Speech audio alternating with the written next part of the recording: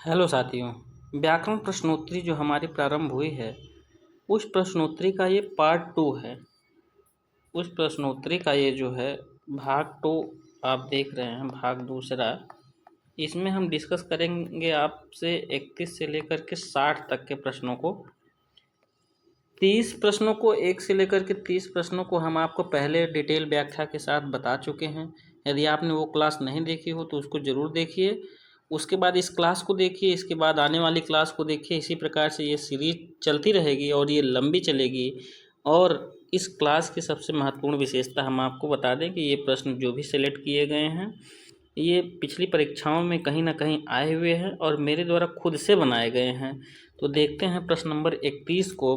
शब्द के कितने भेद होते हैं ये आपको बताना है। प्रश्न नंबर 31 में शब्द के कितने भेद होते हैं। 4 विकल्प दिए गए हैं।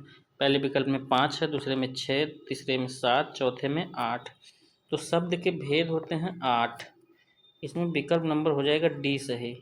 शब्द के कितने भेद होते हैं 8। ठीक है, ध्यान रखेंगे आप। शब्द के कितने भेद होते हैं 8। अगला प्रश्न है हमारा, बेगम, दरोगा, चाकू शब्दों का संबंध किस भाषा से है। देखिए, इसकी कोई ट्रिक नहीं है पहचानने के लिए। आप जितना पढ़ेंगे इन शब्दों को एक आध प्रश्न जरूर आ जाते हैं। बेगम, दरोगा, शब्द, चाकू।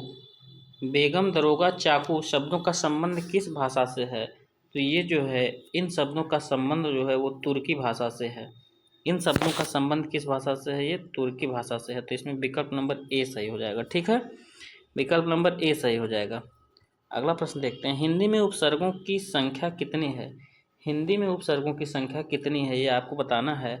4 विकल्प दिए गए हैं। पहला विकल्प में 3, दूसरे में 22, तीसरे में 10 और चौथे में 19 दिया गया है। आप अनुमान लगाइए कि कौन सा विकल्प इसमें सही हो सकता है। यदि आप नहीं बता पा रहे हैं तो हम आपको बताएंगे ही। हिंदी में उपसर्गों की कुल संख्या है 10। हिंदी में उपसर्गों की कुल संख्या है 10। और ये जो 22 दिया है, ये 22 जो है संस्कृत में उपसर्गों की संख्या है। संस्कृत में उपसर्गों की संख्या 22 है। बात करें अगर उर्दू में, तो उर्दू में उपसर्गों की संख्या कितनी है 19। 10 जो है उपसर्गों की संख्या किस में है, हिंदी में। तो प्रश्न की मांग यही थी कि हिंदी में उपसर्गों की संख्या आपको बतानी है, तो ये हो जाएगी 10। अगला प्रश्न आप देखिए, बा उपसर्ग का संबंध, बा उपसर्ग का संबंध जो है किस भाषा से है। बा उपसर्ग का संबंध किस भाषा से है, ये प्रश्न नंबर हमारा 34 है। तो बा उपसर्ग का संबंध जो है वो उर्दू उपसर्ग से है। किस उपसर्ग से है, उर्दू उपसर्ग से है। ये उर्दू उपसर्ग से है। बा जो है बा उपसर्ग का संबंध उर्दू भाषा से है। उर्दू में उपसर्गों की कुल संख्या कितनी होती है 19। संस्कृत में कितनी होती है 22। हिंदी में कितनी होती है 10। तो ये पुराने प्रश्नों को भी आप याद करते चलेंगे, ये नहीं कि नए हम देखते जाएं और पुराने को भूलते जाएं। ठीक है। अच्छा, एक चीज़ और हम आपको बता दें, ये जो प्रश्न आप देखेंगे छोटे देखने में ज़रूर लगेंगे, लेकिन ये आपको आसान नहीं लगेंगे, क्योंकि जो प्रश्न हमको खुद उलझने वाले दिख रहे थे उन्हीं प्रश्नों को हमने चयन किया है इसमें। तो ये सीरीज महत्वपूर्ण होने वाली है, उसको आप देखते जाइए। ऐसे प्रत्यय जो धातुओं के अंत में लगते हैं, ऐसे प्रत्यय जो धातुओं के अंत में लगते हैं उनको हम क्या कहते हैं। जो धातुओं के अंत में लगते हैं उनको हम क्या कहते हैं, तो उनको हम कहते हैं कृत प्रत्यय। उनको हम क्या कहते हैं, कृत प्रत्यय। जो धातुओं के अंत में लगेंगे उनको कृत प्रत्यय कहेंगे। और जो प्रत्यय सर्वनाम विशेषण के अंत में लगते हैं, सर्वनाम विशेषण आदि के अंत में लगते हैं, जैसे जो सर्वनाम विशेषण के अंत में लगेंगे उनको हम कहेंगे तद्धित प्रत्यय। उनको क्या कहेंगे, तद्धित प्रत्यय। लेकिन इसमें इसका आंसर तद्धित प्रत्यय नहीं सही होगा। इसका आंसर जो धातुओं के अंत में लगते हैं उसका कृत प्रत्यय सही होगा। ये वो इसमें कृत प्रत्यय सही होगा, क्योंकि धातुओं के अंत में लगने वाले प्रत्यय की बात पूछी गई। जो सर्वनाम और विशेषण के अंत में लगेंगे उनको हम तद्धित प्रत्यय कहेंगे। ठीक है। बनावट के आधार पर शब्दों के कितने भेद होते हैं। बनावट के आधार पर शब्दों के कितने भेद होते हैं। 4 विकल्प दिया गया है। 4 विकल्प दिया गया है, 3, 4, 2, 5। तो बनावट के आधार पर शब्दों के कितने भेद होते हैं। बनावट के आधार पर शब्दों के 3 भेद होते हैं। ठीक है, 3 भेद होते हैं। कौन कौन से होते हैं ये आप देख लीजिए।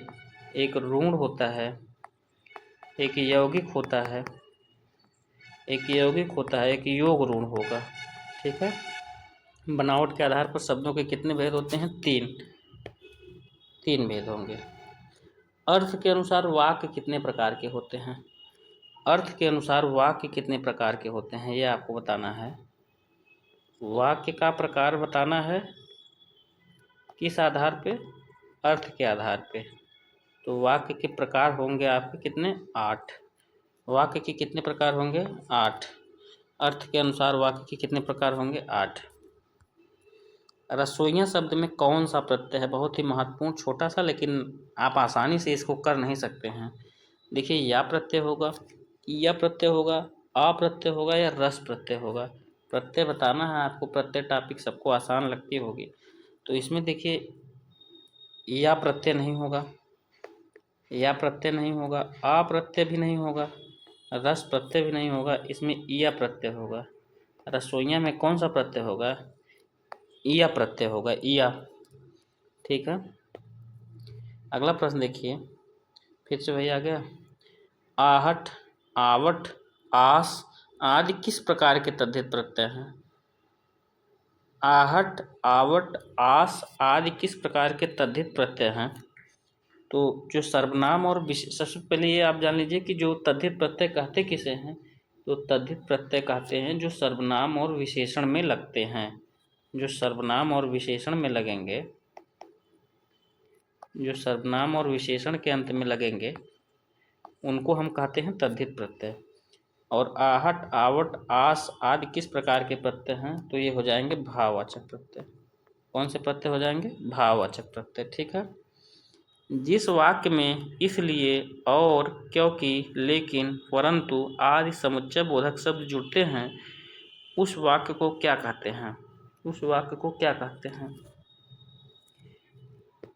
उस वाक्य को क्या कहते हैं? उस वाक्य को संयुक्त वाक्य कहते हैं, सरल वाक्य कहते हैं, मिश्र वाक्य कहते हैं, या विधान वाक्य कहते हैं। जिस वाक्य में इसलिए, और, देखिए ध्यान दीजिए, इसलिए, और, क्योंकि, लेकिन, परंतु आदि समुच्चय बोधक शब्द जोड़ते हैं, उसे हम क्या कहते हैं?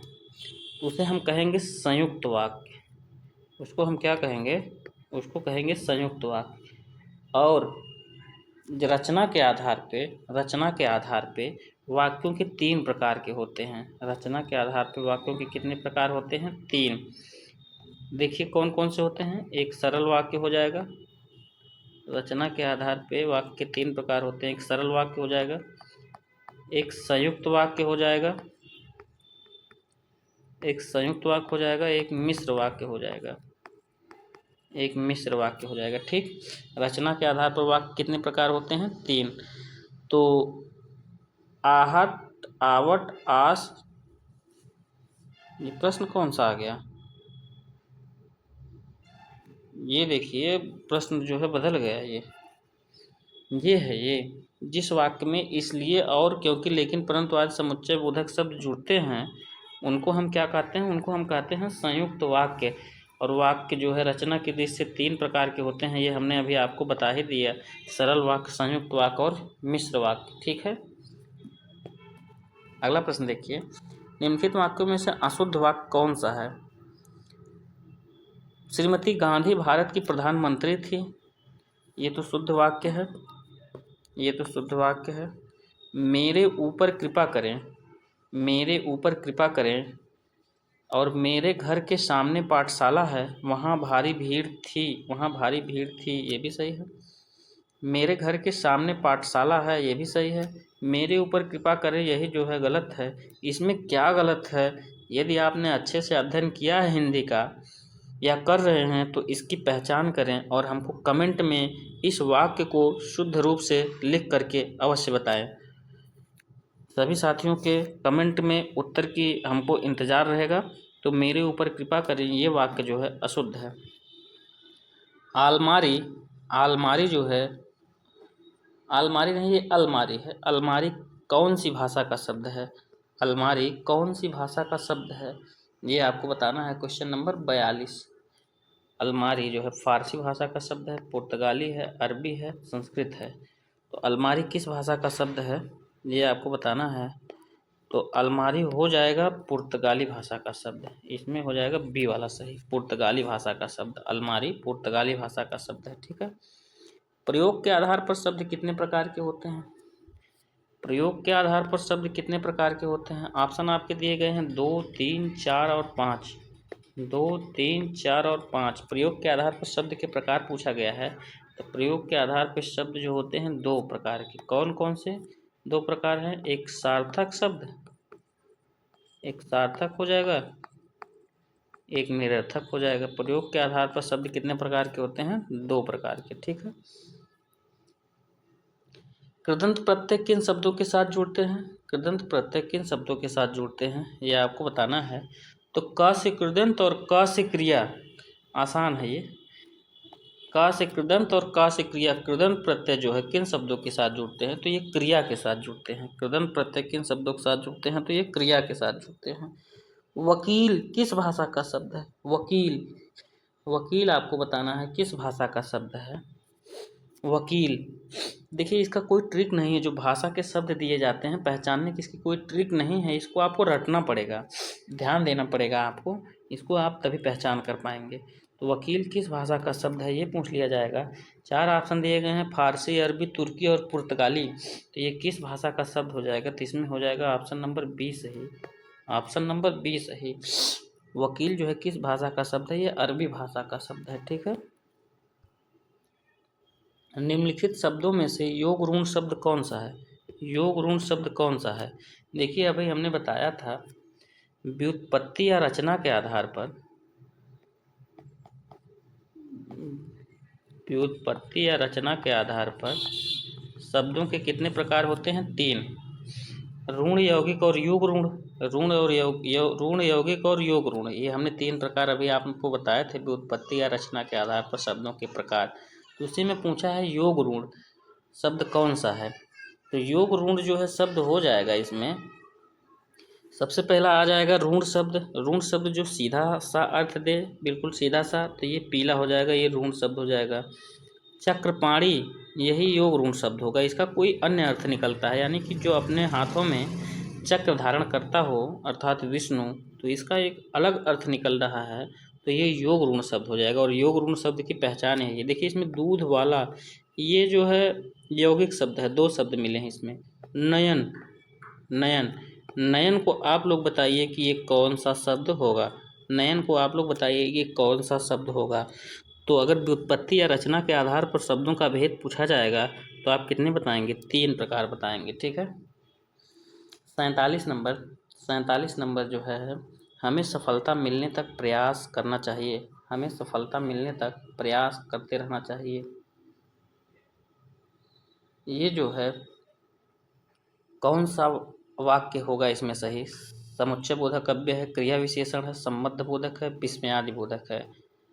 4 ऑप्शन आपको दिए गए हैं, हमें सफलता मिलने तक प्रयास करते रहना चाहिए, तो ये जो है समुच्चय बोधक काव्य है। इसमें जो है नहीं गलत हो गया, सॉरी, इसमें जो है संबंध बोधक काव्य है। और संबंध बोधक काव्य क्यों है ये हम आपको बता दें। संबंध बोधक काव्य क्यों इसमें है? इसमें प्रयास को जोड़ा गया है, यानी कि प्रयास का संबंध जो है इसमें, प्रयास का संबंध जो है इसमें सफलता से जोड़ा गया है, यानी कि जब तक सफलता नहीं मिलेगी तब तक हमको प्रयास करते रहना चाहिए। तो प्रयास का संबंध सफलता से जोड़ा गया है, इसलिए इसमें हो जाएगा संबंध बोधक काव्य। संबंध बोधक काव्य इसमें हो जाएगा, सी नंबर आंसर सही हो जाएगा। वाक्य का वर्गीकरण मुख्य रूप से कितने प्रकार से किया जाता है? वाक्य का वर्गीकरण मुख्य रूप से कितने प्रकार से किया जाता है? बहुत अच्छा क्वेश्चन है, इसको हमने पूर्व में बता भी चुके हम आपको। तो वाक्य का वर्गीकरण 2 प्रकार से किया जा सकता है, 3, 6, 8। 2 वाक्य का वर्गीकरण जो है वो 2 प्रकार से किया जा सकता है, तो इसका ऑप्शन ए सही हो जाएगा। कौन कौन से प्रकार से किया जा सकता है? एक किया जा सकता है अर्थ के आधार पे, एक अर्थ के आधार पे किया जा सकता है, एक रचना के आधार पे, एक रचना के आधार पे। अर्थ के आधार पे वाक्य कितने प्रकार के होते हैं? 8। रचना के आधार पर वाक्य कितने प्रकार होते हैं? 3। रचना के आधार पे कौन कौन से होते हैं? सरल वाक्य हो जाएगा, संयुक्त हो जाएगा और मिश्र हो जाएगा। और रचना के आधार पर वाक्य कितने प्रकार के होते हैं? 8। वाक्यों का वर्गीकरण मुख्य रूप से कितने प्रकार से हम कर सकते हैं? 2 प्रकार से। ठीक है, याद रखेंगे आप लोग। अविकारी शब्द, अविकारी शब्द क्या कहलाते हैं? अविकारी शब्द क्या कहलाते हैं? संज्ञा कहलाते हैं? बिल्कुल नहीं कहलाते। सर्वनाम कहलाते हैं? बिल्कुल नहीं कहलाते हैं। अव्यय कहलाते हैं? अव्यय, अव्यय। अविकारी शब्द क्या कहलाते हैं? अव्यय कहलाते हैं। लालटेन शब्द निम्न वर्गों में से किस वर्ग में आता है? लालटेन शब्द निम्नलिखित वर्गों में से किस वर्ग में आता है? लालटेन शब्द जो है ये देखिए तत्सम है, तद्भव है, देशज है या विदेशज है। चारों विकल्पों में से एक आपको बताना है। लालटेन शब्द निम्न में से किस वर्ग में आता है? लालटेन शब्द जो है किस वर्ग में आता है? तो ये आता है विदेशज। ये आता है किसमें? विदेशज में आता है, विदेशज। लालटेन शब्द किस में आएगा? विदेशज की श्रेणी में आएगा। ठीक है, तो इसका डी वाला ऑप्शन सही हो जाएगा। ठीक है, लालटेन शब्द विदेशज की श्रेणी में आएगा। व्युत्पत्ति के आधार पर संज्ञा के कितने प्रकार होते हैं? व्युत्पत्ति के आधार पर संज्ञा के कितने प्रकार होते हैं? क्वेश्चन नंबर ये 51 है। तो ये हम आपको बता चुके हैं पहले भी। तो व्युत्पत्ति के आधार पर संज्ञा के 3 प्रकार होते हैं, ऋण, यौगिक और योग ऋण।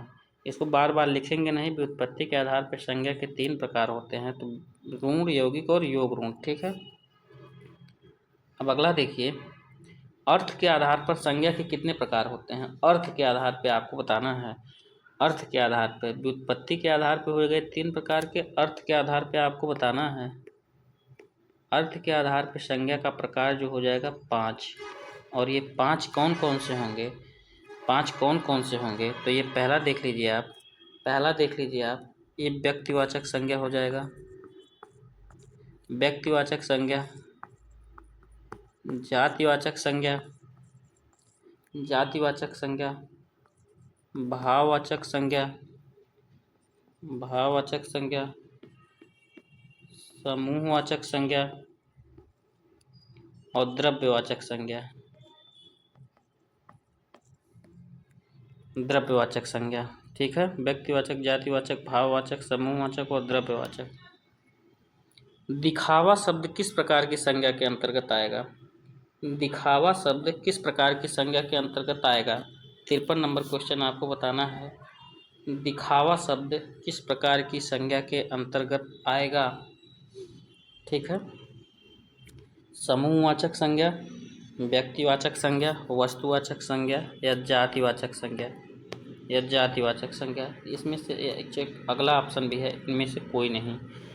तो दिखावा शब्द जो है ये बना है किससे, हम आपको बता दें। ये दिखाना से बना है। दिखाना से बना है क्या? दिखावा। दिखाना से बना है दिखावा। तो ये जो है क्रिया, ये क्या है? दिखाना क्रिया है। और ये दिखाना से बना है दिखावा, और ये है व्यक्तिवाचक संज्ञा, इन्हें ये भाववाचक है संज्ञा।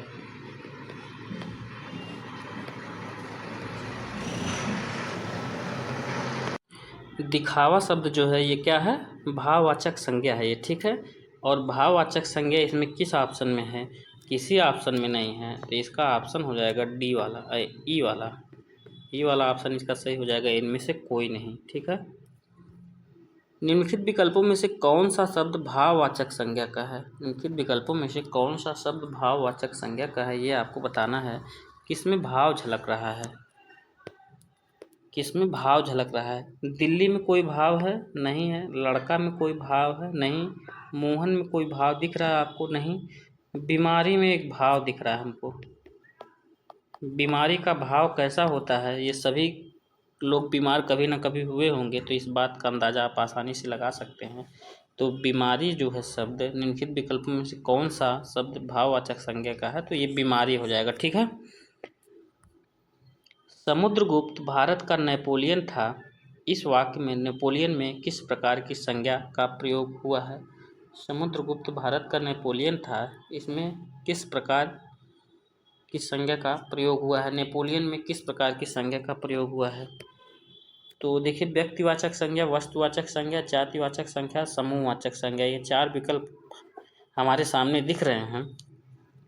इसी में से बताना है नेपोलियन किस प्रकार की संज्ञा का प्रयोग हुआ है। तो नेपोलियन एक जाति थे। नेपोलियन एक क्या थे? जाति थे। समुद्रगुप्त भारत का नेपोलियन था, तो इसमें हो जाएगा जातिवाचक संज्ञा। जातिवाचक संज्ञा, ठीक है। जातिवाचक संज्ञा।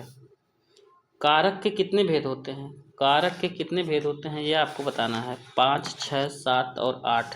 आसान सा प्रश्न है, लेकिन बहुत लोग इसको भी गलत कर देंगे परीक्षा के दबाव में या कम पढ़ाई के अभाव में।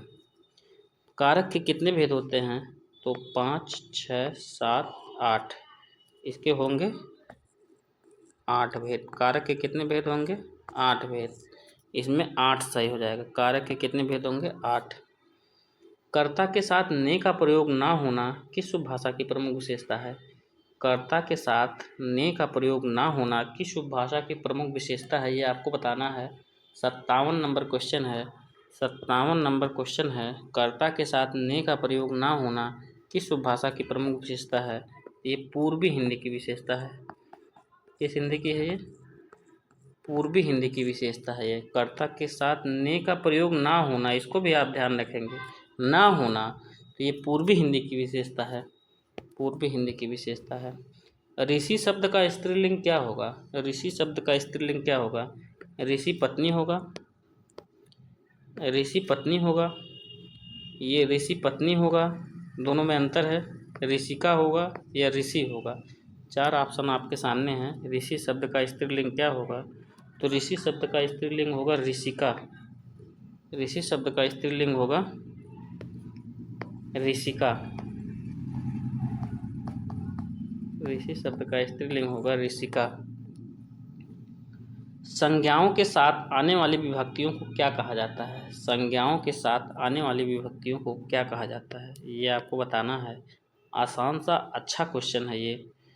आसान सा। ये प्रश्नों का संकलन इतने बेहतर और इतने अच्छे तरीके से किया गया है कि जिनको हिंदी आसान लगती होगी, जिनको व्याकरण आसान लगता होगा, उनके लिए भी ये आसान नहीं होगा इन प्रश्नों को करना। छोटे हैं लेकिन बड़े ही गंभीर प्रश्न हैं। संज्ञाओं के साथ आने वाली विभक्तियों को क्या कहा जाता है? तो इनको कहा जाता है विश्लिष्ट। इनको क्या कहा जाता है? विश्लिष्ट। ऑप्शन नंबर 20 सही हो जाएगा इसमें। ऑप्शन नंबर 20 सही हो जाएगा। हिंदी भाषा में वचन के कितने प्रकार हैं? हिंदी भाषा में वचन के कितने प्रकार हैं, ये आपको बताना है।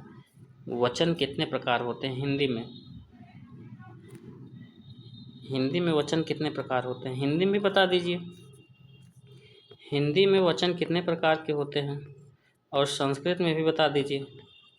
ये क्वेश्चन बार बार पूछ लेता है। तो हिंदी में वचन हो जाएंगे 2 प्रकार के और संस्कृत में हो जाएंगे 3 प्रकार के। हिंदी में केवल एक वचन और बहुवचन भी का प्रयोग होता है और संस्कृत में जो है एक वचन, द्विवचन और बहुवचन का प्रयोग होता है।